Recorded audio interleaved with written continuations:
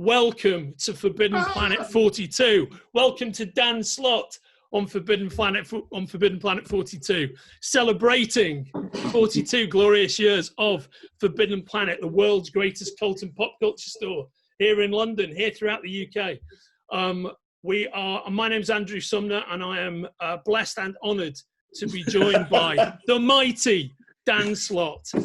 I am honored to be here. Growing up, Forbidden Planet was my comic shop. My folks, we were American expats, and we were living in London for many years. And I had come over. Every day as a kid, from like around the age of 5 on, I would go to, I don't know if you have them in the UK, 7-Elevens. Absolutely, yeah. Yeah. And we had spinner racks, and that's where I would get my comics. And I averaged about like 5 comics a month as a kid on my allowance. And I regularly followed comics. And then we moved to London, and I'd never lived in a big city before. Wow. And I couldn't find, like, the only place I could find were like news agents like W.H. Smith. Right on. And suddenly I went from like getting like my little stack of comics every month to nothing, to suddenly Beano. I'm like, what is this? Yeah. Where's my Spider-Man? Where's my Avengers? Where's Batman? Why am I only getting this Beano thing? And this guy Judge Dredd is kind of cool, but where's my stuff? Where's the real comics? Yeah, and the only thing I could find were these like Mighty World of Marvel books that had reprints of comics I'd already read. Yeah, right on. And some of the pages would be in black and white for no reason. And I'd be like, whatever, it's all I can get. It's my morsel, my scrap. Or those duotones that they had as well. Yeah. Yeah. Right. And like, I'll get it anyway. And then one magical day, someone at school told me about Forbidden Planet on Denmark Street. And I was like, what? And I'd never had a comic shop before. I was at the mercy of the spinner rack in America. I could only, like, some months I would miss getting Amazing Spider-Man because it would be sold out or they wouldn't have carried it. And suddenly here was a proper comic shop. And I could get everything. And my allowance was more, so I could get more. And it was right at the era of Chris Claremont and John Byrne X-Men and Walt Simonson Thor. And this was like primo stuff. John Byrne Fantastic Four. I was like absorbing comics. It became my ritual every weekend to hop on the tube, take the Jubilee line, go to Tottenham Court Road. There was Northern Line. Northern Line was something. Yeah, right on. Yeah. And Northern Line and Central Line, so it runs north, south, east, west as well. I would have to do one transfer, and I would get to the Northern Line. I would go to Tottenham Court Road. I would go to New Denmark Street. It was New Denmark Street or just Denmark Street? Denmark Street, yeah. Denmark Street. It was St. Giles High Street. Yeah. Right on. Yes.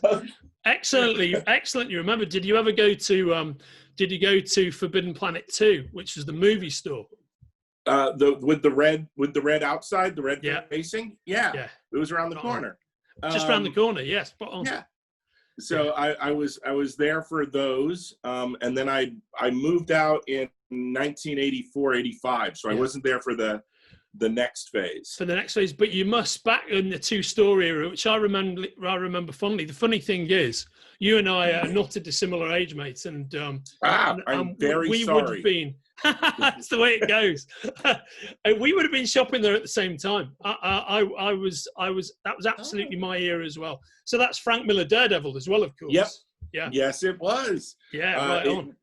One of the wonderful things about like coming to the UK, or going to like London Comic Cons, is I get to meet guys like Mike Collins, who were drawing stuff for like he did the Frank Miller parody with Alan Moore. Yeah, right on. Yeah, that ran in A Mighty World of Marvel. I was like, oh my God, I get to meet you now. Did Mike Collins end up doing Peter Cannon at one point? I seem to recall. I think he might have done Peter Cannon Thunderbolt for DC. Maybe my memory is incorrect, but maybe. To me, everything knocks out the memory hole the minute Mike becomes a storyboard guy for Doctor Who. Well, of course, yeah. that's Mike Collins. Now, mate, I know you're a big Doctor Who fan, and of course, we at Forbidden Planet and at Titan Entertainment, our sister company, which I work for, we do a ton of Doctor Who stuff. So we'll talk about all that in a minute. Actually, can you remember when you first visited Forbidden Planet as a professional? Wow, as a pro, God, yeah, it would have to be during my Spider-Man years. I don't think it was before. I don't think it was for She-Hulk. But I usually come to London, usually about like once a year. Yeah. And I started doing like Spidey signings for Forbidden Planet. That was lovely meeting all the UK fans. It was weird for me and special to be signing at Forbidden Planet because I used to go to Forbidden Planet signings. I used to wait in the lines. I got my Elric book signed by Michael Moorcock in the 80s.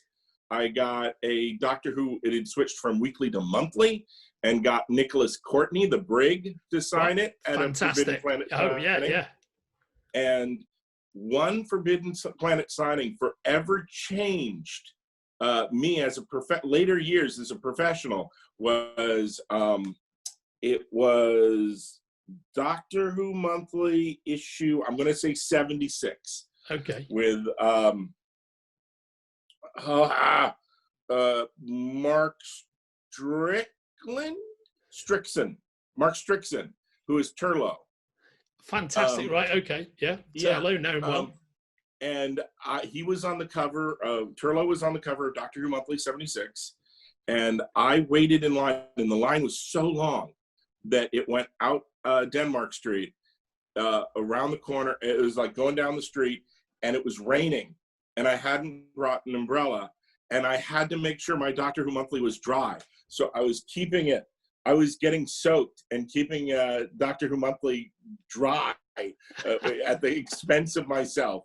When I finally got into the store, Mark Strickson had brought like a friend with him, a mate, and they were like drinking at the table.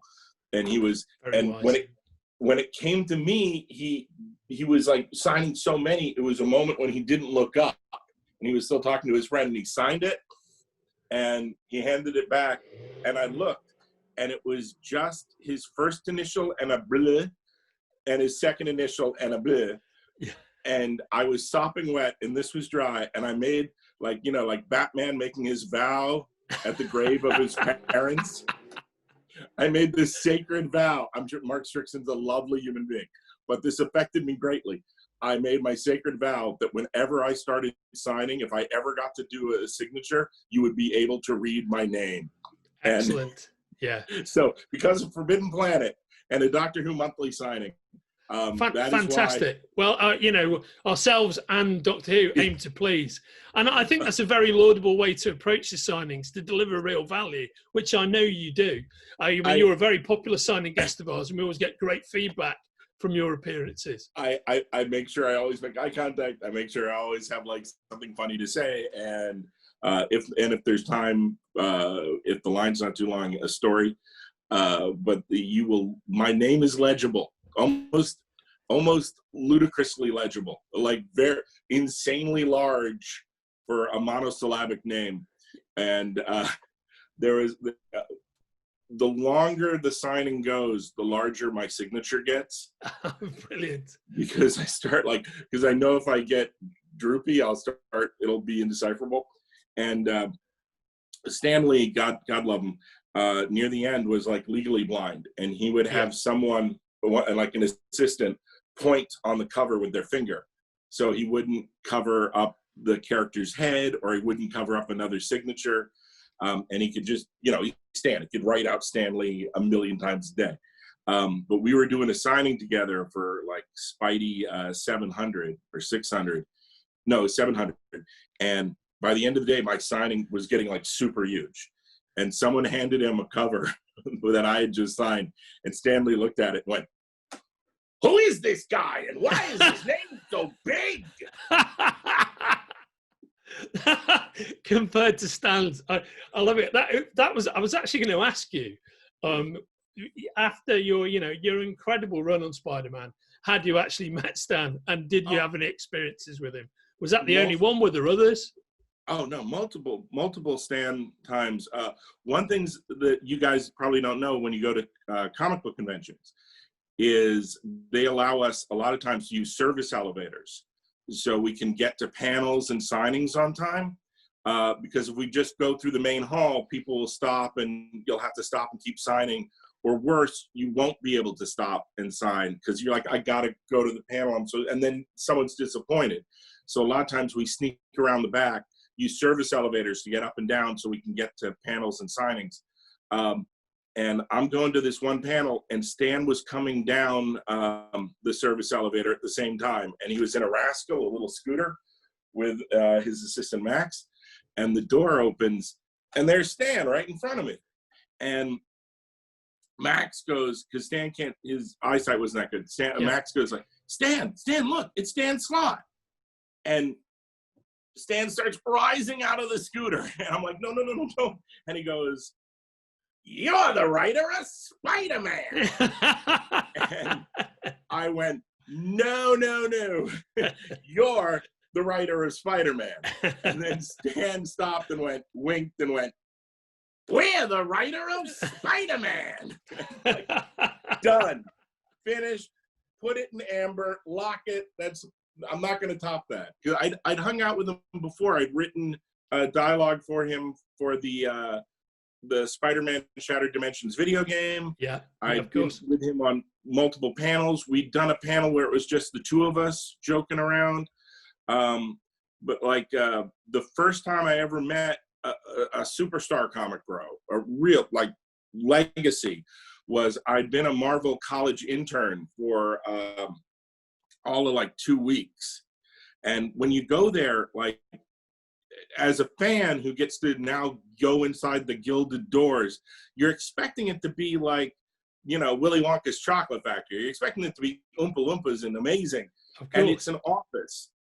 There's great artwork hanging around, but it's an office and we're working. And right when I'm getting into that flow, and as a college intern, I wanted to be the best college intern in the world. And I was like ironing my pleats into my pants every morning. I was like, if anyone asked me to do anything, I'd be like, yes, sir. And I'd run because I was at Marvel. And 2 weeks in, someone asked me, like, can you take this to the legal department upstairs? And I'm like, you got it. And I go running. And then I froze because Stan Lee and his entourage were in from the coast. And they were descending down the stairs. And short, fat college intern was locked. And I couldn't move my legs. And I was like in awe. And they can't move around me. And Stan just looks at me and goes, hi there. And I go, hi. And then I move aside and let them all through. I run up to the legal. I don't even care if someone's there. I throw the papers down. I run back to the office that I was working for. I pick up the phone. I call everyone I knew in college and went, I just met Stan Lee and he talked to me first.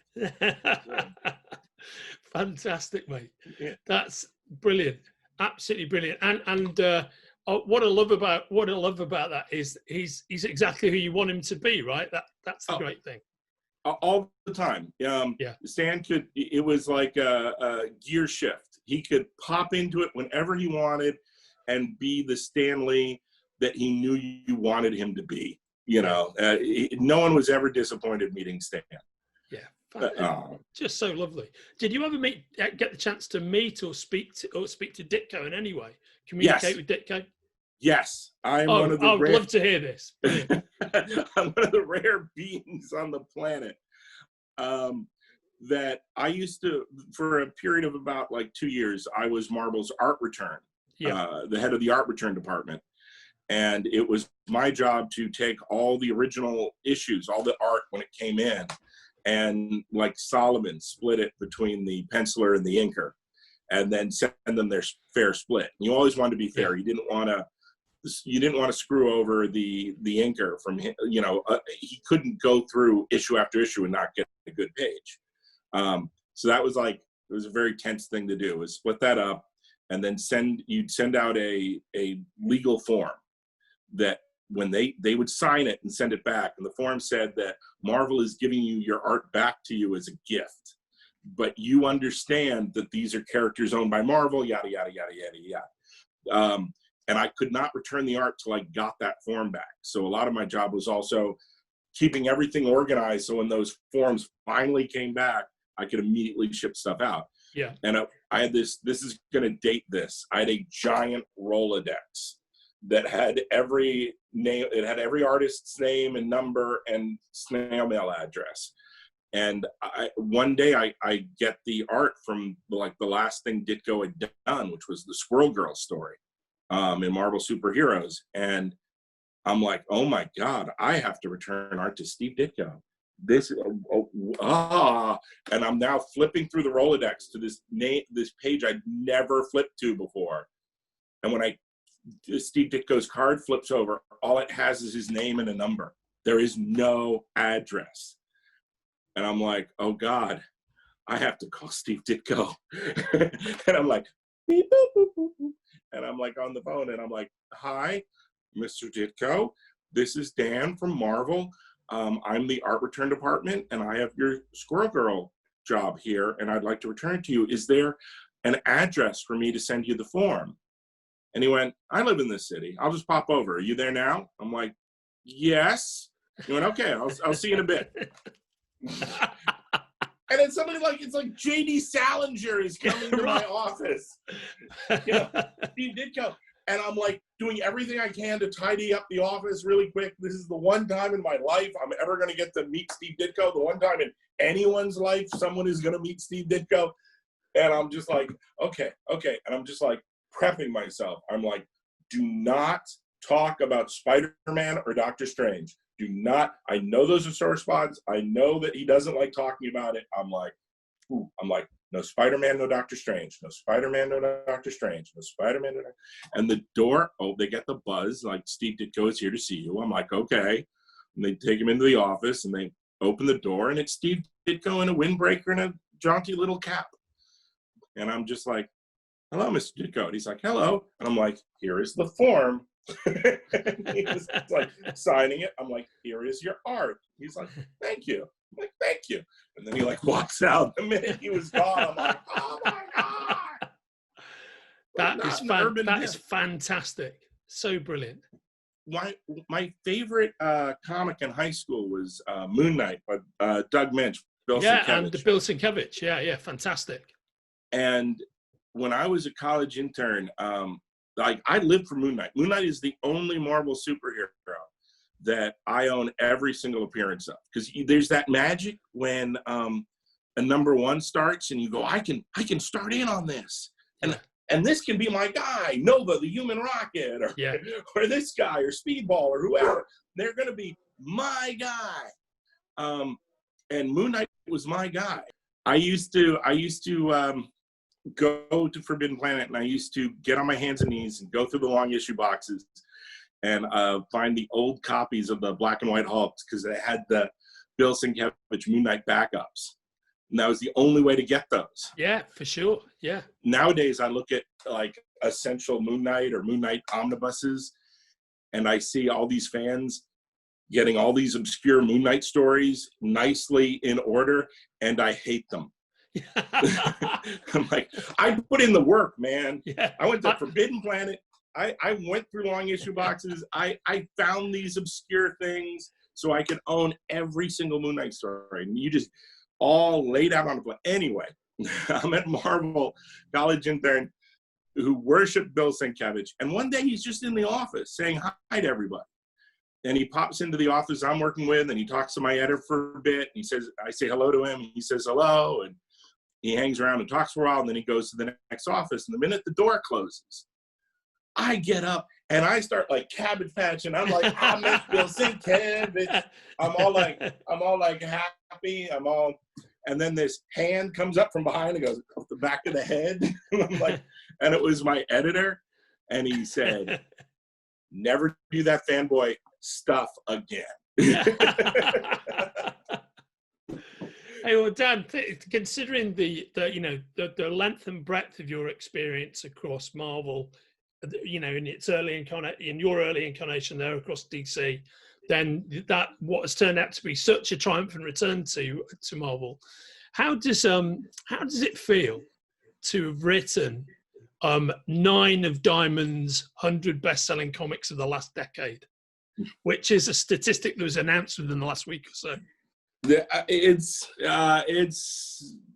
been a journey.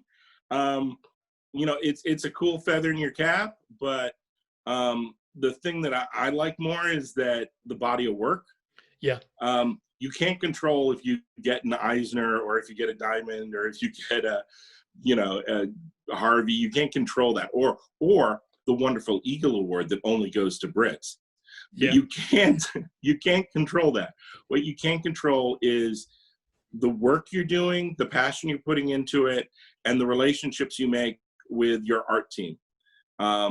That's the legacy. That's the thing that you rest on. And I'm way more happy that I worked on 801 with Marcos Martin and the story we told than whether it like showed up on that chart. The chart was great. I love the chart. And I would be lying to you if I didn't tell you there's a shelf with the Diamond Awards and the Eisner for Surfer. I'd be lying to you if I didn't. And I'd be disappointed if you tell me there wasn't. So I think it's a very healthy relationship to have with it all. But it must feel amazing. It feels amazing, but it's gravy. The meat is the work. And a lot of that is when you meet a fan at a signing and they tell you how much an issue meant to them, or they like, oh, I didn't see that coming, or when you do something like Superior Spider-Man and everybody freaks out because they're so invested. Yeah, that's the reward. But am I gonna go? Yeah, no, but it's also cool. Like when you show up on that list a number of times and they say, what do you want to do now that you're leaving Spider-Man? And you say, I want to do Fantastic Four. Yeah. And they look at that list with the sales figures and they go, you can write Fantastic Four. You're like, fantastic. Yeah. I mean, actually, you've segued neatly into what I was going to ask next, which is, when you look back on your incredibly successful 10-year plus run on Spider-Man, how do you feel about it all? What were the highlights for you? How did it feel to be working on Marvel's flagship title in exactly the same decade where the Marvel Cinematic Age really began and really just blew up to be, the pop culture force that it is? That was the weird thing, because, Marvel became Marvel Studios and the movies that everyone saw around the world. But there was a kind of feeling at Marvel that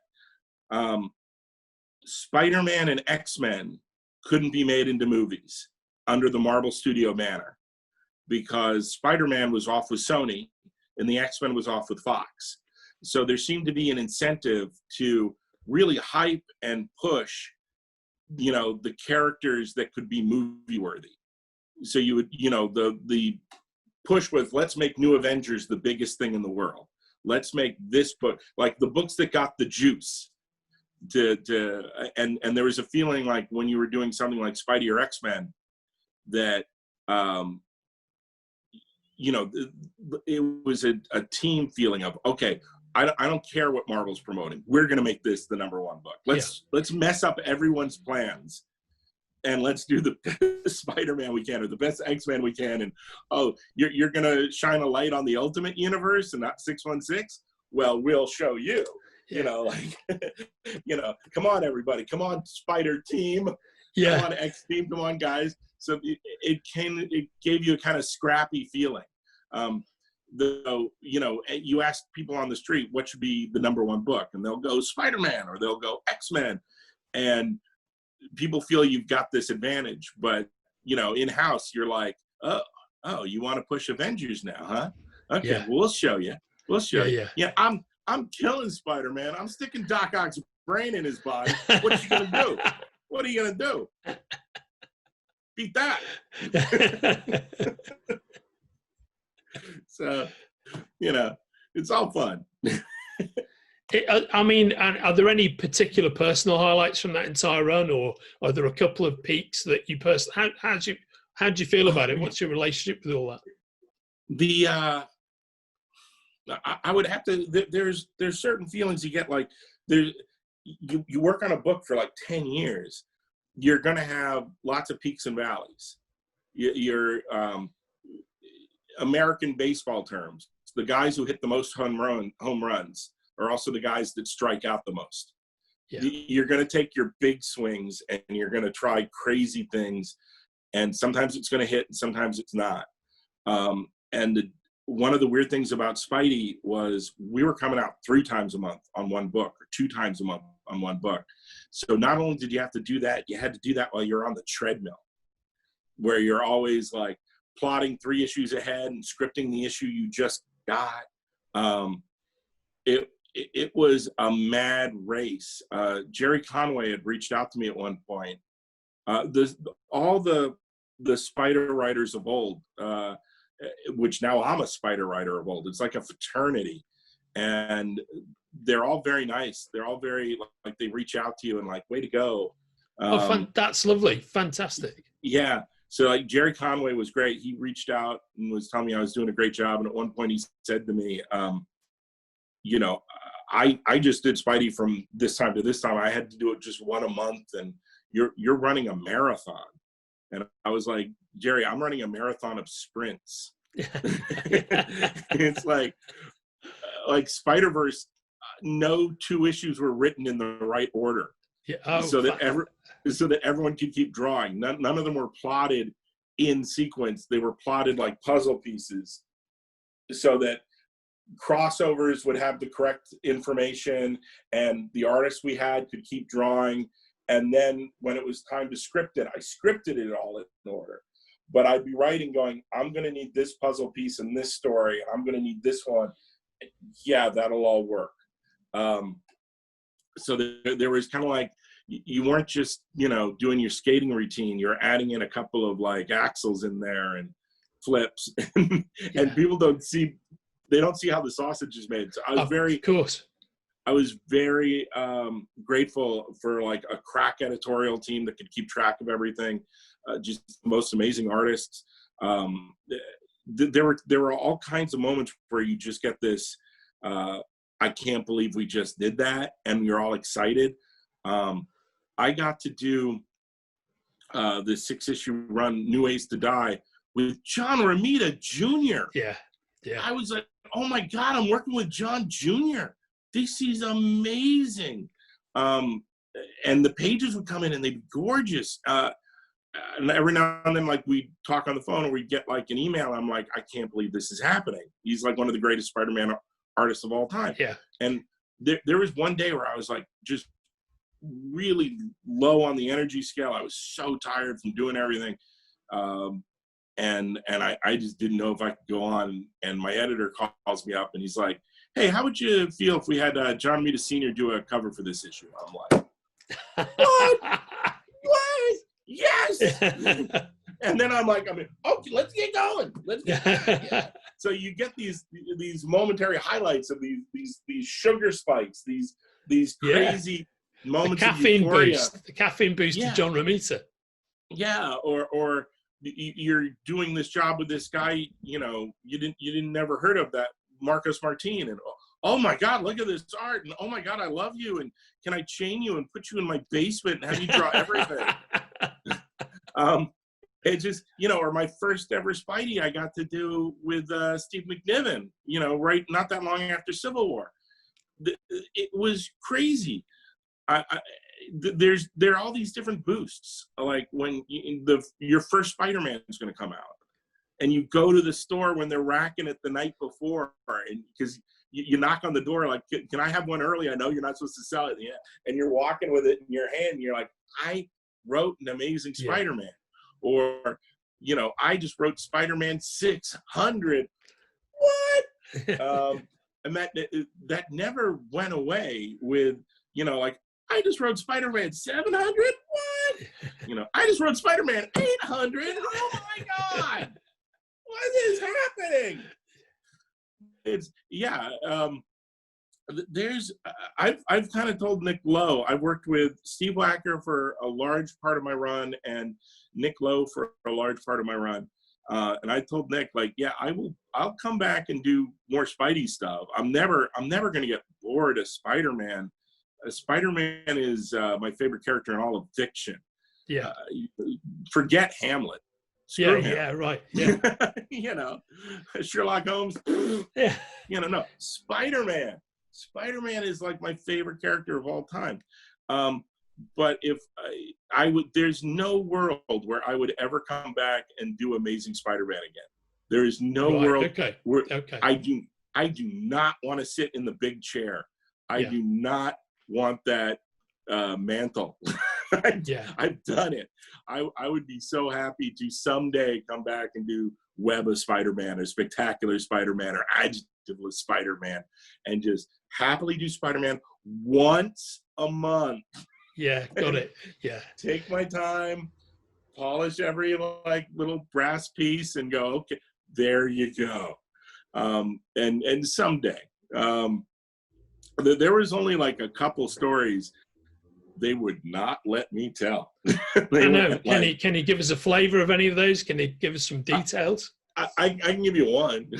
There was one story I really wanted to tell, and they were like, "You're not telling that story." You remember the character Swarm? Yes. Yeah. The Nazi mad scientist made out of bees. Yeah. I'm like, every Swarm story is Swarm just shoots bees at you. That's it. Swarm just shoots you with bees. Sometimes they're giant bees. Sometimes they're tiny bees. But that's his one thing. And I went, I figured out a Swarm story that no one's told. And they're like, what? And I'm like, what happens to the honey? And they're like, what? I'm like, Swarm is taking, the Nazi mad scientist von Meyer is taking all the honey from the bees and he's marketing it, selling it like at farmers markets. Everyone who eats the honey becomes a Nazi. Yes. That is great. And they're just like looking at me like, what? And I'm like, and you know what you call it? And they're like, no. I'm like, Nazi gold. And they're like, no, you're not telling the Nazi honey story. No Nazi honey story. I'm like, oh. There was a point where like I was pitching Spider Island to a friend, the thing that eventually became Spider Island. Yeah. And I walked him through the whole pitch at one point, and I'm just like selling every bit to this, where I'm bouncing it off a friend before I bounce it off Steve Wacker. And this friend of mine is one of my harshest critics, so he's really great. And I'm getting him excited in the Spider Island story. And I'm like, and then this happens, and this happens. J. Jonah Jameson gets spider powers, and he's swinging around, and Mary Jane, and blah, blah, blah. And they're fighting at the top of the Empire State Building against giant spiders, and this and that. And then that's the end. And he's like, wow, that's great. He's like, what do you call it? And I go, Spider Manhattan. Very good. Excellent. No, you are not pitching Spider Manhattan. And I ran 3 other names by him when I did Spider Island. He went, that's good. Do Spider Island. So, yeah, it's good to have your now that I've heard it, I kind of love Spider Manhattan more, though. So I'm feeling that one. I made sure one of the chapters was called Spider Manhattan. But it was stupid. Well, it's like we did in Spider-Verse, we had a Spider-Man from a Spider persona from a universe that was like the Pixar movie Cars, where in that world, the Spider-Mobile was alive, like Speed Buggy. Yeah. And oh man, if only Mel Blanc was around to do that voice now. I mean, that would just be so cool. I had a gag that we never got to, and everyone was like, we are so thankful you never got to that gag. We hate that gag. And I'm so in love with it. And that was, I wanted to show a moment in that character's world, like their status quo, where like an electro car or something is committing a crime. And you see Spider-Mobile in his secret identity, and then he transforms into Spider-Mobile to go stop him. And it was like, and the secret identity is, and they're like, yeah, Peter Park's car. Yeah. No, never ever do Peter Park's car. So I'm really blown away by the thick vein of puns that is running through this tour through your work. That's fantastic. that have to be killed. Have to be by weeded out. editorial, or people cannot lead me to my own devices, or terrible things will happen. So the high points were really the people I worked with, and it's when you get, like, the beauty of working in comics is there's an image that's in your head of, while you're writing it, of what you think the comic should look like. And the greatest buzz you will get is when the art comes in and it's better than the way you imagined. That the artists you're working on know visually on the page what works, that they've fine-tuned it or come up with a different angle or a different way to show you the exact same story that was in your head, and it's better. That's the feeling I get whenever I work with Marcos Martin, whenever I work with Michael Allred. Fantastic. You get better than you gave, and you just go, oh my God, thank you. Thank you for these visual gifts.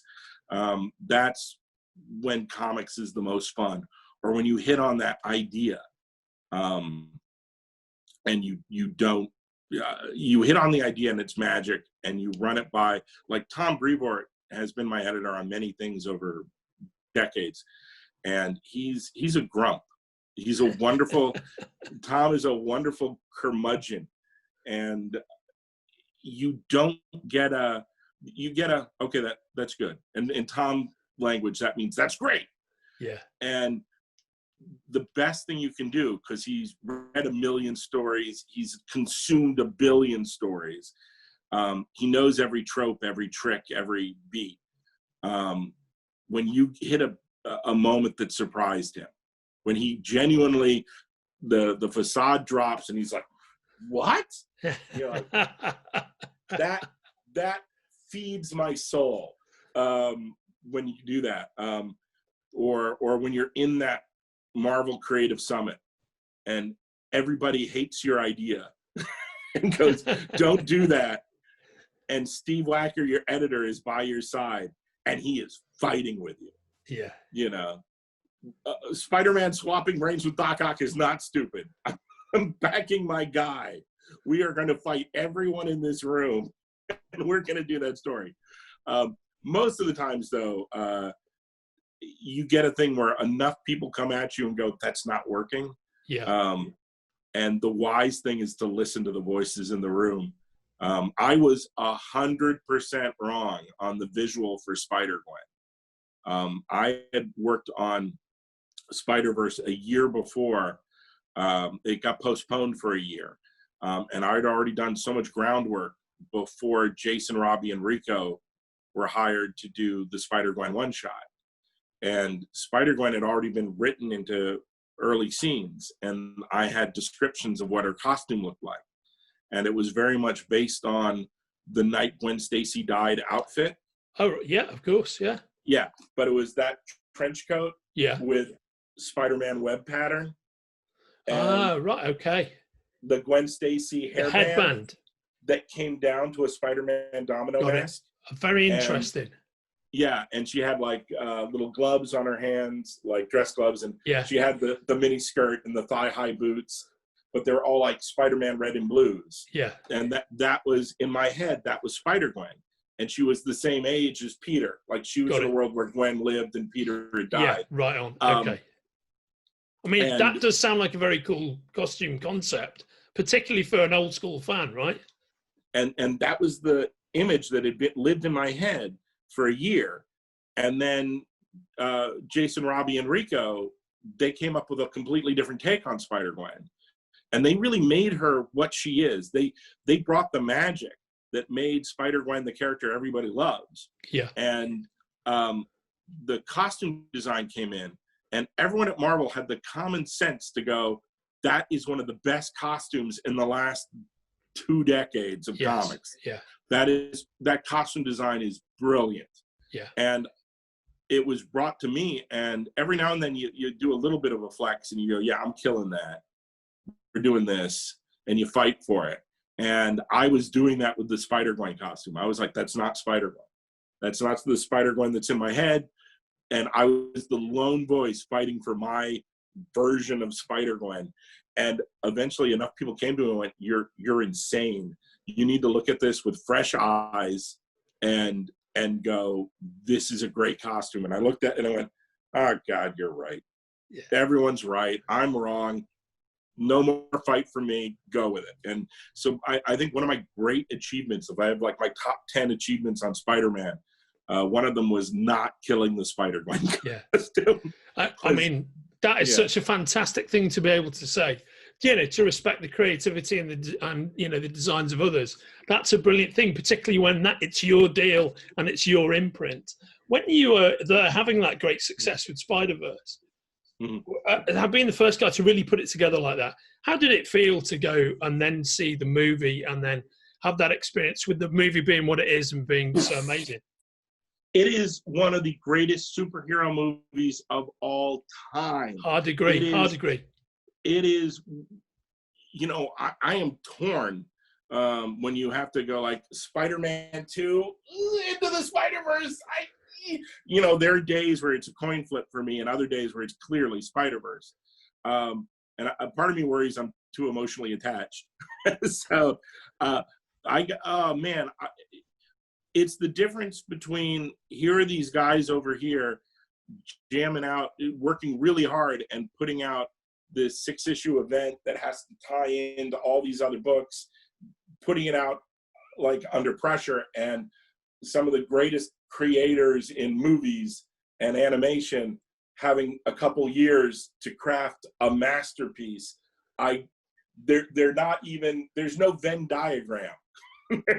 there's this masterpiece over there, and I'm just happy I'm the guy who decided all the Spider-Men should get together and fight, and the team should include Spider-Man, Spider-Hams, Spider-Man 29, Spider-Gwen, Miles.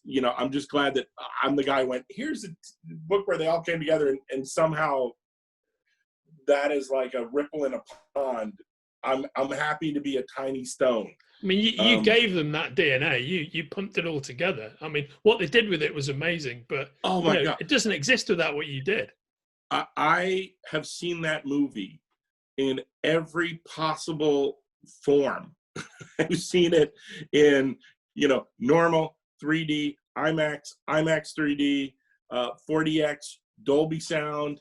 It's like if there's a format to see this movie, and I've seen it in the theater. We have a movie going app with one of the theater companies, and you could see on like my list, it's just a solid Spider-Verse. If I had a free couple hours and it was still showing, I would see Spider-Verse again. I love this movie. They invited me to the premiere in LA. I went with one of the main Spider-Verse artists, Giuseppe Camicoli from Italy. Yeah, good friend of mine. Great bloke. Oh, he's awesome. Went with him, went with the original artists from Penny Parker Spider, from Spider-Man Noir, went with Robbie and Rico and Jason, and it was a whole bunch of Spider people. We all went to the premiere. We all got to hang out with everybody. For whatever reasons, he was busy that weekend or family stuff. Brian Michael Bendis didn't come. And I think he's even a producer or a consultant on the movie. And they had at the after party of the premiere, they had all these little lounges, mini lounges for the directors, for the writer, for all the major stars, for the producers, everyone.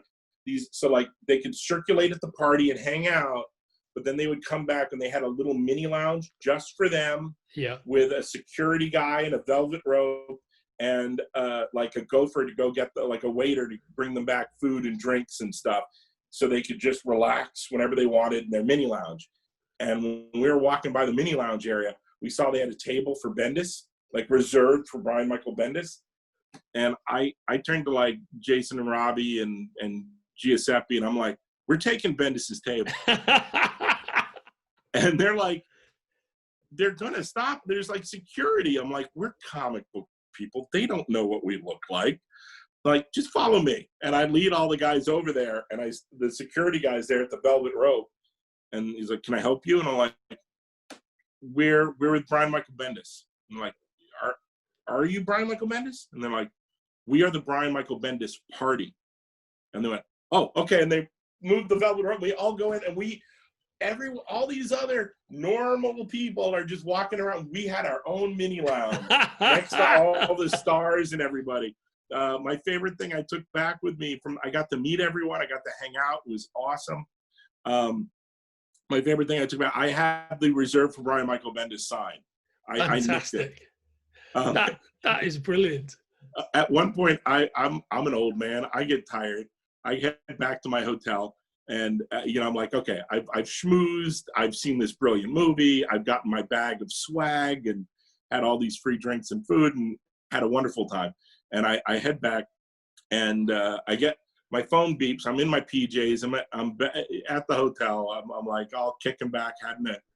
This was a win tonight. This is great. And I get a tweet from Phil Lord. And it's like, where did you go? I wanted to meet you. Like, I'd met Chris Miller. I'd met all the directors. He was like the one guy I hadn't met, Phil Lord. And we've been tweeting back and forth. And he's like, oh, I'm back at the hotel. And he tweets me. He's like, he sends me a message going, we're having a secret after party. I want to meet you. Here's the location of the secret after party. And then I'm looking at, and then the next tweet is like, oh, bleep, I just tweeted that. He thought it was a direct message. We've been messaging. And he tweeted out the secret location. Fantastic. He quickly deleted it. And part of me is like, when am I going to be in LA again? When am I going to be invited to a secret after party? I'm like, take out the PJs, put back on my clothes. Got to do it. Get in an Uber, head out to the secret location, and then got to hang out again with like a smaller group. And I was a big geek. I was walking around with my Spider-Verse. I had a shoulder bag, and I had my Spider-Verse hardcover, and I was getting everybody to sign it like it was a yearbook. I had the best time, and hanging out with all my Marvel friends, like artists from Spider-Verse, and meeting all the directors and people. It was great. I mean, that is wonderful. Dan, we're into our last final minutes, and there's some things I've got to ask you. What can we expect from Fantastic Four? What can we expect from Empire? And is there any other project you can share with us that you're currently working on or that's upcoming? Most of what I'm working on is super secret. With Fantastic Four, we are going to come out of Empire changed. Yeah. There is going to be some drastic status quo changes to Fantastic Four. We are going to be, when there's issue 24 is going to answer the long requested secret. We teased that there was an unseen story in the first 3 issues of my FF run. We teased there's an unseen story where in the past, Iceman had been made an official member of the Fantastic Four. Yeah. We will see that story in issue 24. Fantastic. In issue 25, we are going to have a big blowout issue that is going to set the course for Fantastic Four moving on. Everything up to the first 2 years, 1 through 24, we've had major events. We got Ben and Alicia married. Yeah. We brought Reed, Sue, Valeria, and Franklin back from outer space. We showed that Franklin's powers they're diminishing.